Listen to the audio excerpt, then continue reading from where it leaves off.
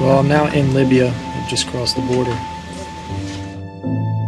That is just a littlest bit of Point and Shoot. It's an acclaimed film by one-time freedom fighter and now documentary filmmaker Matthew Vandyke, a Baltimore native. It is winning awards across the country, Tribeca, and a good number of other awards listed to it as well. And Matthew Vandyke is joining me this morning. Thank you for coming in today. Thank you for having me. And taking time. And this is an exciting film. This is the third film that you have made based on your experiences? The second film and the first based on my experiences. And so this is the story of the time when you were over in Libya.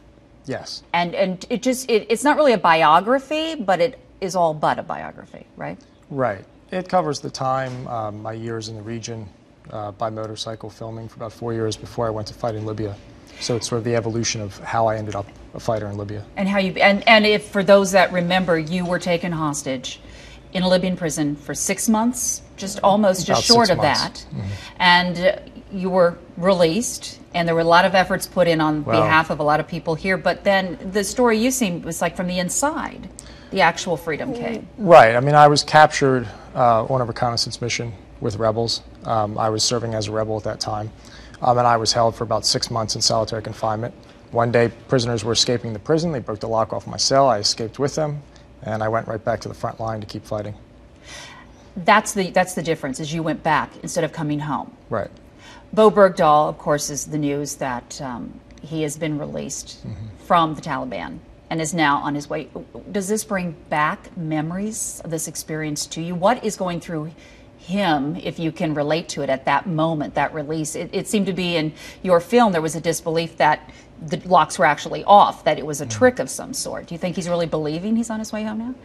Yeah, I mean, I think he is now, but I can't imagine what he went through. I had about 6 months. He's had years, of captivity.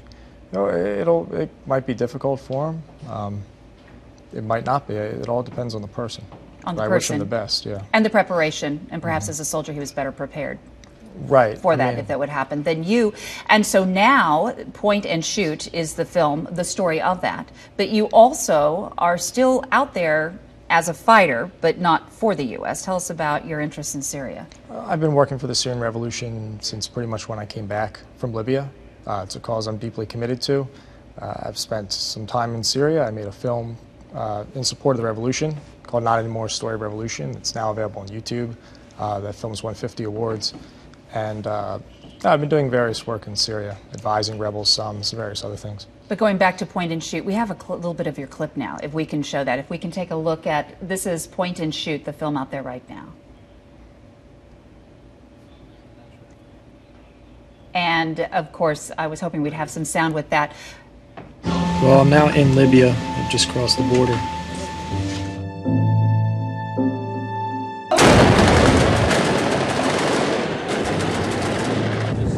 They were firing at us from buildings. They were using snipers.